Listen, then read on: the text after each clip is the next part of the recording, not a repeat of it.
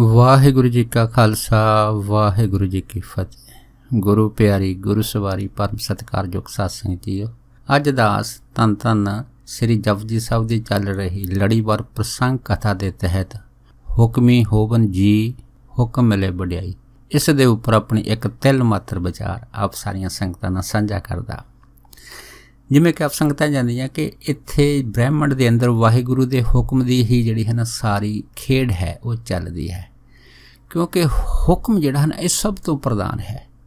ਇਸੇ ਕਰਕੇ ਇਸੇ ਹੁਕਮ ਦੇ ਤਹਿਤ ਦੇ ਉੱਤੇ ਜੀਵ ਜਿਹੜੇ ਹੈ ਉਹ ਸੰਸਾਰ ਦੇ ਵਿੱਚ ਆਉਂਦੇ ਆ ਅਤੇ ਹੁਕਮ ਦੇ ਅਨੁਸਾਰ ਹੀ ਸੰਸਾਰ ਤੋਂ ਚਲੇ ਜਾਂਦੇ ਆ। ਹੁਕਮੀ ਹੋਵਨ ਜੀ, ਜਿੰਨੇ ਵੀ ਜੀਵ ਹੁਕਮ 'ਚ ਆਉਂਦੇ ਹੁਕਮ 'ਚ ਚਲੇ ਜਾਂਦੇ ਆ ਅਤੇ ਹੁਕਮ ਮਿਲੇ ਵਡਿਆਈ, ਉਹਨਾਂ ਨੂੰ ਸੰਸਾਰ ਦੇ ਵਿੱਚ ਵਡਿਆਈ ਵੀ ਉਹਨਾਂ ਦੀ ਜਿਹੜੀ ਹੈ ਨਾ ਉਹ ਹੁਕਮ ਦੇ ਅਧੀਨ ਹੀ ਚੱਲਦੀ ਹੈ। ਸੋ ਕਹਿਣ ਤੋਂ ਭਾਵ ਇਹ ਹੈ ਕਿ ਜਿਵੇਂ ਅਸੀਂ ਜਿਹੜੇ ਸ਼ਸਤਰਾਂ ਦੇ ਪ੍ਰਮਾਣ ਜਾਂ ਮਹਾਂਪੁਰਖਾਂ ਦੇ ਬਚਨ ਸੁਣਦੇ ਹਾਂ ਕਿ ਜਦੋਂ ਇਹ ਜਿਹੜੀ ਪੰਜ ਭੂਤ ਕਾਇਆ ਦਾ ਖੋਲ ਆਕਾਰ ਜਦ ਬਣਦਾ ਹੈ, ਇਸ ਦੇ ਵਿੱਚ ਆਤਮਾ 80 ਤੋਂ ਲੈ ਕੇ 120 ਦਿਨਾਂ ਦੇ ਅੰਦਰ ਪ੍ਰਵੇਸ਼ ਕਰ ਜਾਂਦੀ ਆ। ਇਹ ਜਿਹੜੇ ਹੈ ਇਹ ਸ਼ਸਤਰਾਂ ਦੇ ਬਚਨ ਵੀ ਹੈ ਅਤੇ ਮਹਾਂਪੁਰਖ ਵੀ ਇਸੇ ਆਧਾਰ 'ਤੇ ਜਿਹੜੇ ਹੈ ਉਹ ਦੱਸਦੇ ਆ ਕਿ ਪਹਿਲਾਂ ਆਕਾਰ ਬਣਦਾ, ਜਿਵੇਂ ਪਹਿਲੀ ਪੰਕਤੀ ਹੁਕਮੀ ਹੋਵਨ ਆਕਾਰ ਹੁਕਮ ਨਾ ਕਿਹਾ ਜਾਏ, ਅਤੇ ਲੇਕਿਨ ਨਾਲ ਕਹਿਤਾ ਹੁਕਮੀ ਹੋਵਨ ਜੀ, ਆਕਾਰ ਤੋਂ ਬਾਅਦ ਫਿਰ ਜੀਵ ਆਤਮਾ ਜਿਹੜੀ ਆ ਇਹਦੇ ਵਿੱਚ ਕਾਇਆ 'ਚ ਪ੍ਰਵੇਸ਼ ਕਰਦੀ ਆ। ਜਿਵੇਂ ਪੁਰਾਤਨ ਸਾਖੀਆਂ ਦੇ ਜਿਹੜੇ ਜ਼ਿਕਰ ਜਾਂ ਹਵਾਲੇ ਆ ਉਹ ਸਾਨੂੰ ਦੱਸਦੇ ਆ ਕਿ ਜਦੋਂ ਇਹ ਪਹਿਲਾ ਜਦ ਜੀਵ ਦਾ ਆਕਾਰ ਬਣਿਆ ਸੀਗਾ, ਉਸ ਆਕਾਰ ਦੇ ਵਿੱਚ ਬੜਾ ਸੁੰਦਰ ਆਕਾਰ ਬਣਾਇਆ ਸੀ, ਘਾੜਤ ਘੜੀ ਗਈ ਸੀ, ਪਰ ਉਹਦੇ ਵਿੱਚ ਜੀਵ ਆਤਮਾ ਰੂਹ ਪ੍ਰਵੇਸ਼ ਨਹੀਂ ਸੀ ਹੁੰਦੀ। ਜਦੋਂ ਕਹਿੰਦੇ ਪ੍ਰਵੇਸ਼ ਨਹੀਂ ਸੀ ਹੁੰਦੀ, ਫਿਰ ਉਸ ਟਾਈਮ ਜਿਹੜੀ ਘਾੜਤ ਕਰਨ ਵਾਲੇ ਜਿਹੜੇ ਮੁੱਖ ਜਿਹੜੀਆਂ ਰੂਹਾਂ ਸੀ, ਦੇਵੀ ਦੇਵਤੇ ਸੀ, ਉਹਨਾਂ ਨੇ ਫਿਰ ਨਿਰੰਕਾਰ ਦੇ ਅੱਗੇ ਅਰਦਾਸ ਕੀਤੀ। ਫਿਰ ਕਹਿੰਦੇ ਉਸ ਟਾਈਮ ਆਕਾਸ਼ਵਾਣੀ ਹੋਈ ਸੀ ਕਿ ਇਸ ਕਲਬੂਤ ਦੇ ਅੰਦਰ ਰੂਹ ਉਦੋਂ ਸ਼ਾਮਲ ਹੋਊਗੀ ਜਦੋਂ ਇਹਦੇ ਵਿੱਚ ਪਹਿਲਾਂ ਨਾਦ ਸੰਗੀਤ ਜਿਹੜਾ ਹੈਗਾ ਉਹ ਸ਼ਾਮਲ ਹੋਏਗਾ। ਇਸ ਕਰਕੇ ਇਹਦੇ ਵਿੱਚ ਪਹਿਲਾਂ ਨਾ ਨਾਦ ਸ਼ਾਮਲ ਹੁੰਦਾ ਹੈ। ਸੋ ਨਾਦ ਤੋਂ ਬਾਅਦ ਸੰਗੀਤ ਤੋਂ ਬਾਅਦ ਸ਼ਬਦ ਤੋਂ ਬਾਅਦ ਹੀ ਫਿਰ ਇਹਦੇ ਵਿੱਚ ਰੂਹ ਪ੍ਰਵੇਸ਼ ਕਰਦੀ ਹੈ। ਸੋ ਕਹਿਣ ਤੋਂ ਭਾਵ ਇਹ ਸਾਰਾ ਕੁਝ ਹੁਕਮ ਦੀ ਖੇਡ ਹੈ, ਅਤੇ ਜਿੰਨੇ ਵੀ ਜਿਹੜੇ ਜੀਵ ਜੰਤੂ ਪੈਦਾ ਹੁੰਦੇ ਹੁਕਮ ਦੇ ਵਿੱਚ ਹੁੰਦੇ ਆ। ਕਈ ਜਿਹੜੇ ਜੀਵ ਜੰਤੂ ਹੈ ਉਹ ਬਹੁਤ ਲੰਬੇ ਸਮੇਂ ਬਾਅਦ ਜਿਹੜੇ ਹੈ ਉਹ ਆਪਣੇ ਸਰੀਰਾਂ ਦਾ ਤਿਆਗ ਕਰਦੇ ਆ, ਅਤੇ ਕਈਆਂ ਦੇ ਜਿਹੜੇ ਹੈਗੇ ਉਹ ਛੋਟੀ ਭਾਵ ਕਿ ਕਈ ਲੰਬੀ ਆਰਜਾ ਵਾਲੇ ਜੀਵ ਹੁੰਦੇ ਆ ਅਤੇ ਕਈ ਜਿਹੜੇ ਹੈ ਨਾ ਛੋਟੀ ਆਰਜਾ ਵਾਲੇ ਜੀਵ ਹੁੰਦੇ ਆ। ਪਰ ਕਈ ਜੀਵ ਐਸੇ ਹੁੰਦੇ ਆ ਜਿਨ੍ਹਾਂ ਦੇ ਉੱਤੇ ਵਾਹਿਗੁਰੂ ਦੀ ਜਿਹੜੀ ਕਿਰਪਾ ਰੂਪੀ ਸੰਗਤ ਹੈਗਾ ਉਹਦਾ ਅਸਰ ਐਸਾ ਹੁੰਦਾ ਹੈ ਕਿ ਉਹਨਾਂ ਦੇ ਕਾਰ ਬੜੀ ਛੇਤੀ ਬਦਲਦੇ ਆ। ਜਿਵੇਂ ਇੱਕ ਪ੍ਰਮਾਣਿਤ ਸਾਖੀ ਹੈ ਕਿ ਇੱਕ ਵਾਰੀ ਧੰਨ ਗੁਰੂ ਨਾਨਕ ਸਾਹਿਬ ਮਹਾਰਾਜ ਨੂੰ ਕਿਸੇ ਨੇ ਪੁੱਛਿਆ ਸੀਗਾ ਕਿ ਤੁਸੀਂ ਸਾਨੂੰ ਇਹ ਦੱਸੋ ਕਿ ਕਿਸੇ ਪੂਰਨ ਸਾਧੂ ਦੇ ਜਿਹੜੇ ਦਰਸ਼ਨ ਕਰਨ ਦਾ ਕੀ ਲਾਭ। ਫਿਰ ਗੁਰੂ ਨਾਨਕ ਸਾਹਿਬ ਮਹਾਰਾਜ ਨੇ ਕਿਹਾ ਸੀਗਾ ਕਿ ਤੁਸੀਂ ਇਕਾਂਤ 'ਚ ਇੱਕ ਜਗ੍ਹਾ ਜਾਓ, ਤੁਹਾਨੂੰ ਉੱਥੇ ਖੁਦ ਨਾ ਖੁਦ ਜਿਹੜਾ ਹੈਗਾ ਇਸ ਚੀਜ਼ ਦਾ ਜਵਾਬ ਜ਼ਰੂਰ ਮਿਲੇਗਾ। ਫਿਰ ਦੱਸਦੇ ਆ ਕਿ ਜਦੋਂ ਸੱਜਣ ਜਿਹੜੇ ਸੀ ਕਿਸੇ ਇਕਾਂਤ ਵਿੱਚ ਜਾ ਕੇ ਕਿਸੇ ਦਰੱਖਤ ਦੇ ਥੱਲੇ ਬੈਠੇ, ਉਹਨਾਂ ਨੇ ਮਨ 'ਚ ਸੋਚਿਆ ਕਿ ਸ਼ਾਇਦ ਕੋਈ ਪੰਡਤ ਆਵੇਗਾ, ਕੋਈ ਮਹਾਨ ਵਿਦਵਾਨ ਆਵੇਗਾ, ਉਹਨਾਂ ਦੇ ਨਾਲ ਵਿਚਾਰ ਗੋਸ਼ਟੀ ਕਰੇਗਾ, ਪਰ ਉੱਥੇ ਕੋਈ ਨਹੀਂ ਆਇਆ। ਪਰ ਉਹਨੇ ਇੱਕ ਦੇਖਿਆ ਕਿ ਉਸ ਦਰੱਖਤ ਦੇ ਉੱਤੇ ਜਿੱਥੇ ਥੱਲੇ ਬੈਠਾ ਸੀਗਾ ਉਹਦੇ ਉੱਤੇ ਕਾਂ ਕੋਣੀ ਬੈਠੇ ਸੀਗੇ। ਸੋ ਉਸ ਤੋਂ ਬਾਅਦ ਜੋ ਅਗਲੇ ਦਿਨ ਜਦ ਫੇਰ ਗਿਆ ਹੈਗਾ, ਫਿਰ ਉਹਨੇ ਕੀ ਦੇਖਿਆ ਕਿ ਦੂਸਰੇ ਦਿਨ ਵੀ ਕੋਈ ਵਿਦਵਾਨ ਪੰਡਿਤ ਕੋਈ ਸੰਤ ਮਹਾਂਪੁਰਖ ਕੋਲ ਨਹੀਂ ਪਹੁੰਚਿਆ ਵਿਚਾਰ ਵਾਸਤੇ, ਪਰ ਉਸ ਦਿਨ ਉਸੇ ਹੀ ਦਰੱਖਤ ਦੇ ਉੱਪਰ ਜਿਹੜੇ ਸੀਗੇ ਇੱਕ ਬੰਗਲਾ ਬੰਗਲੀ ਬੈਠੇ। ਪਰ ਜਦ ਤੀਸਰੇ ਦਿਨ ਗਿਆ, ਤੀਸਰੇ ਦਿਨ ਵੀ ਇਹੋ ਹੀ ਘਟਨਾ ਵਾਪਰੀ, ਕੋਈ ਸ਼ਖਸ ਤਾਂ ਉਹਨਾਂ ਨੂੰ ਮਿਲਣ ਵਾਸਤੇ ਨਹੀਂ ਆਇਆ, ਪਰ ਉਸੇ ਹੀ ਦਰੱਖਤ ਦੇ ਉੱਪਰ ਇੱਕ ਹੰਸ ਅਤੇ ਹੰਸਣੀ ਦਾ ਜੋੜਾ ਬੈਠਾ ਸੀਗਾ। ਪਰ ਜਦ ਉਹ ਅਗਲੇ ਦਿਨ ਫਿਰ ਉਸੇ ਦਰੱਖਤ ਦੇ ਕੋਲ ਗਿਆ, ਉਹਨੇ ਕੀ ਦੇਖਿਆ, ਇੱਥੇ ਇੱਕ ਖੂਬਸੂਰਤ ਜਿਹੜਾ ਨੌਜਵਾਨ ਬੈਠਾ, ਇੱਕ ਖੂਬਸੂਰਤ ਜਿਹੜੀ ਮੁਟਿਆਰ ਜਿਹੜੀ ਸੀ ਉੱਥੇ ਬੈਠੀ ਸੀ।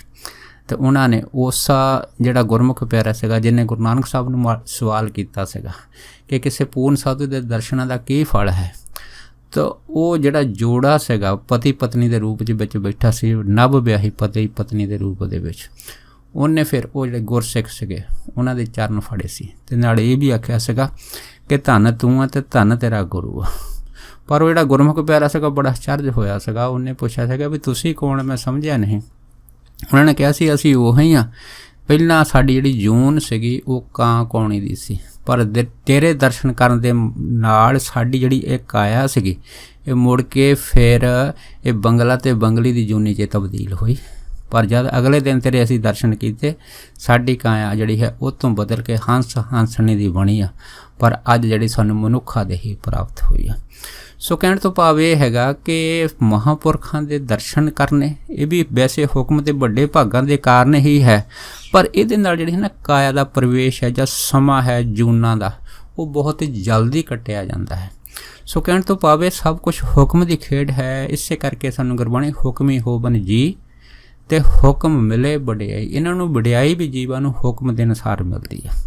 ਜਿੰਨੇ ਵੀ ਜੀਵ ਆਉਂਦੇ ਆ, ਦੇਖੋ ਅਸੀਂ ਦੇਖਦੇ ਹਾਂ ਕਿ ਦੁਨੀਆ ਦੇ ਅੰਦਰ ਅਸੀਂ ਆਮ ਇਨਸਾਨਾਂ ਦੀ ਗੱਲ ਕਰਦੇ ਹਾਂ ਕਿ ਕਈ ਇਨਸਾਨ ਸਮਾਂ ਪਾ ਕੇ ਬੜੀ ਗਰੀਬੀ ਦੀ ਹਾਲਤ ਦੇ ਵਿੱਚ ਹੁੰਦੇ ਆ, ਪਰ ਜਦੋਂ ਜਿਹੜਾ ਸਮਾਂ ਉਹਨਾਂ ਦਾ ਗਰੀਬੀ ਦਾ ਨਿਕਲਦਾ ਹੈਗਾ, ਕੁਛ ਸਮੇਂ ਬਾਅਦ ਉਹਨਾਂ ਦਾ ਕੋਈ ਸ਼ੁਭ ਕਰਮ ਜਦ ਅੱਗੇ ਆਉਂਦਾ ਹੈ, ਉਹ ਪਰਿਵਾਰ ਆਪਣੀ ਜ਼ਿੰਦਗੀ 'ਚ ਤਰੱਕੀ ਕਰਦੇ ਆ।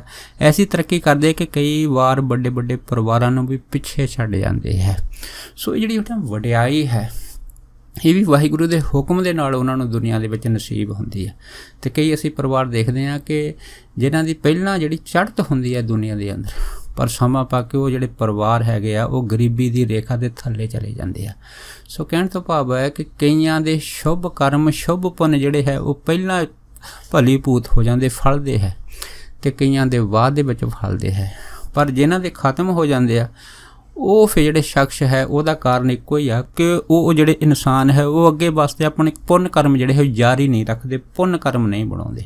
ਸੋ ਜਿਹੜੇ ਪੁੰਨ ਕਰਮ ਅੱਗੇ ਤੋਂ ਜਾਰੀ ਨਹੀਂ ਰੱਖਦੇ, ਨਹੀਂ ਬਣਾਉਂਦੇ, ਫਿਰ ਉਹਨਾਂ ਦੇ ਜਦ ਪੁੰਨ ਕਰਮ ਜਿਹੜੇ ਖਤਮ ਹੋ ਜਾਂਦੇ, ਮੁੜ ਕੇ ਫਿਰ ਗਰੀਬੀ ਦੀ ਰੇਖਾ ਦੇ ਥੱਲੇ ਆ ਜਾਂਦੇ।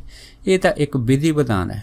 ਇਹਦੇ ਅਨੁਸਾਰ ਅਸੀਂ ਦੇਖਦੇ ਹਾਂ ਕਿ ਵੱਡੇ ਵੱਡੇ ਰਾਜੇ, ਜਿਹਦੇ ਵਿੱਚ ਅਸੀਂ ਰਾਵਣ ਦੇਖਦੇ ਹਾਂ, ਫਿਰ ਉਹ ਤੋਂ ਬਾਅਦ ਕੰਸ ਦੇਖਦੇ ਹਾਂ, ਹਰਨਾਕਸ਼ ਦੇਖਦੇ ਹਾਂ, ਕਿ ਜਦ ਉਹਨਾਂ ਦੇ ਪੁੰਨ ਕਰਮ ਜਿਹੜੇ ਸੀ ਪ੍ਰਫੁੱਲਤ ਹੋਏ ਆ, ਉਹਨਾਂ ਦੀ ਦੁਨੀਆ ਦੇ ਵਿੱਚ ਜਿਹੜੀ ਹੈ ਉਹ ਪਹਿਲੇ ਸਮੇਂ 'ਚ ਜੈ ਜੈਕਾਰ ਹੋਈ ਆ।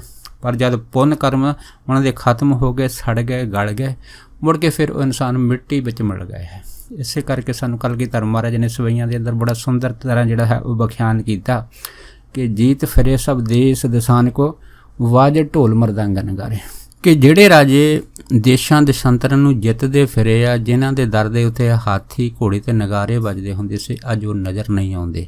ਜਿਨ੍ਹਾਂ ਦੀ ਇੰਨੀ ਚੜ੍ਹਤ ਸੀਗੀ, ਜਿਨ੍ਹਾਂ ਦੇ ਇੰਨਾਂ ਦੇ ਪੁੰਨ ਕਰਮ ਸੀਗੇ, ਜਿਨ੍ਹਾਂ ਦੇ ਡਾਂਕੇ ਜਿਹੜੇ ਸੀਗੇ, ਢੋਲ ਸੀ, ਜੈ ਜੈਕਾਰ ਜਿਹੜੀ ਉਹ ਹੁੰਦੀ ਸੀ, ਪਰ ਸਮਾਂ ਪਾ ਕੇ ਜਦ ਉਹਨਾਂ ਦੇ ਪੁੰਨ ਕਰਮ ਜਿਹੜੇ ਹੈ ਉਹ ਸੜ ਗਏ, ਫਿਰ ਉਹ ਰਾਜੇ ਮੁੜ ਕੇ ਮਿੱਟੀ ਦੇ ਵਿੱਚ ਮਿਲ ਗਏ। ਇਸੇ ਕਰਕੇ ਸਾਨੂੰ ਗੁਰਬਾਣੀ ਨੇ ਆਖਿਆ ਹੈ ਕਿ ਕਬੀਰ ਹੈ ਗਏ ਬਾਹਨ ਸਗਨ ਕਾਣ ਛਤਰਪਤੀ ਕੀ ਨਾਰ, ਟਾਂਸ ਪਟੰਤਰ ਨਾ ਬੁੱਝੇ ਹਰ ਜਨ ਕੀ ਪਨਹਾਰ। ਸੋ ਕਹਿਣ ਤੋਂ ਭਾਵ ਇਹ ਹੈਗਾ ਕਿ ਜਿਹੜੇ ਪੁੰਨ ਕਰਮ ਹੈ, ਪੁੰਨ ਕਰਮਾਂ ਦੇ ਆਧਾਰ ਦੇ ਉੱਤੇ ਜੀਵ ਦੀ ਜਿਹੜੀ ਜੈ ਜੈਕਾਰ ਹੁੰਦੀ ਆ, ਪਰ ਜਦ ਪੁੰਨ ਕਰਮ ਸੜਦੇ ਆ, ਉਹ ਸ਼ਖਸ ਅੱਗੇ ਆਪਣਾ ਜਿਹੜੀ ਸੇਵਾ ਪਾਣੀ ਸਾਧੂਆਂ ਦੀ, ਸੰਗਤਾਂ ਦੀ ਉਹ ਨਹੀਂ ਕਰਦੇ, ਆਪਣਾ ਹੁਕਮ ਦੇ ਡੰਕੇ ਦੇ ਉੱਤੇ ਜਦ ਰਾਜ ਕਰਨਾ ਚਾਹੁੰਦੇ ਆ, ਉਹ ਮੁੜ ਕੇ ਫਿਰ ਮਿੱਟੀ ਦੇ ਵਿੱਚ ਮਿਲ ਜਾਂਦੇ ਆ। ਇਸ ਤਰ੍ਹਾਂ ਅਸੀਂ ਦੇਖਦੇ ਹਾਂ ਕਿ ਜਿਵੇਂ ਆਸਾ ਜੀ ਦੀ ਵਾਰ ਹੈ, ਸਾਨੂੰ ਗੁਰੂ ਅਰਜਨ ਮਹਾਰਾਜ ਨੇ ਇਹ ਆਖਿਆ ਹੈ ਕਿ ਇਹ ਜਿਹੜੀ ਆਸਾ ਦੀ ਵਾਰ ਹੈ ਇਹ ਟੁੰਡੇ ਅਸਰਾਜੇ ਦੀ ਧੁਨੀ ਦੇ ਅਨੁਸਾਰ ਗਾਵਣੀ ਹੈ। ਸੋ ਜਦੋਂ ਅਸੀਂ ਟੁੰਡੇ ਅਸਰਾਜੇ ਦੀ ਜਿਹੜੀ ਹੈ ਉਹ ਜੀਵਨ ਕਥਾ ਜਦ ਸੁਣਦੇ ਹਾਂ, ਵਿਚਾਰਦੇ ਹਾਂ, ਸਾਨੂੰ ਪਤਾ ਲੱਗਦਾ ਹੈ ਕਿ ਕਿਵੇਂ ਇੱਕ ਸਾਰੰਗ ਰਾਜਾ ਸੀਗਾ, ਉਹਦਾ ਜਿਹੜਾ ਲੜਕਾ ਹੋਇਆ ਸੀ, ਪਰ ਸਮਾਂ ਪਾ ਕੇ ਜਦ ਉਹ 'ਤੇ ਇਲਜ਼ਾਮ ਲੱਗਾ, ਉਹਦਾ ਇੱਕ ਹੱਥ ਜਦ ਜਿਹੜਾ ਸੀ ਜਲਾਦਾਂ ਨੇ ਵੱਢ ਦਿੱਤਾ ਹੈਗਾ, ਫਿਰ ਉਹ ਕਿਸੇ ਧੋਬੀ 'ਤੇ ਜਾ ਕੇ ਨੌਕਰ ਹੋਇਆ। ਪਰ ਸਮਾਂ ਪਾ ਕੇ, ਕਿਉਂਕਿ ਉਹ ਸੱਚੇ ਸੁੱਚੇ ਜਿਹੜੇ ਸੀਗੇ ਉਹ ਰਾਜੇ ਸੀਗੇ, ਅਸ ਰਾਜਾ ਜੀ। ਹੁਣ ਦੇਖੋ ਜਿਹੜੇ ਜੀਵਨ ਜਿਹਨਾਂ ਦਾ ਸੱਚਾ ਹੈ, ਸੱਚ ਦੇ ਉੱਤੇ ਪਹਿਰਾ ਦਿੰਦੇ ਆ, ਤਾਂ ਸੱਚ ਉਹਨਾਂ ਦੇ ਨਾਲ ਹਮੇਸ਼ਾ ਹੀ ਰਹਿੰਦਾ ਹੈਗਾ।